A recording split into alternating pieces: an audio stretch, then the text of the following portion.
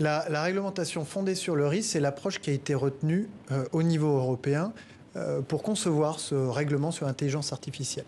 Plutôt que de dire d'un logiciel si oui ou non il est souhaitable, désirable ou non, la manière d'approcher le sujet est de réglementer la manière dont l'usage qui en est fait. Il y a différents types d'usages.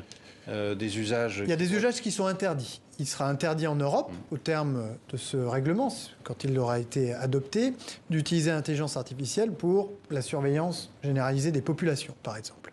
Il y a des usages... Pour la notation sociale aussi. Pour la notation sociale. Il y a des usages pour lesquels l'utilisation de l'intelligence artificielle sera conditionnée à de la transparence sur la manière dont elle a été conçue et sur des audits avant la mise sur le marché de tels systèmes.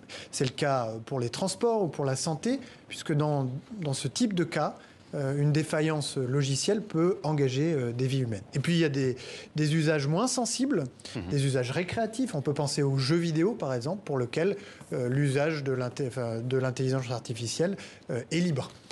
Nous avons, par ailleurs, poussé au niveau français pour que soit intégré dans ce règlement ce que l'on appelle des bacs à sable réglementaires, c'est-à-dire des exemptions pour les jeunes entreprises qui testent des systèmes nouveaux sous l'œil attentif mais bienveillant du régulateur avant que ces obligations qui s'imposent en matière de transport ou de santé eh bien, ne viennent... forme de soupape pour les petites structures par rapport aux plus grosses. Absolument, pour faciliter le développement de l'innovation en Europe.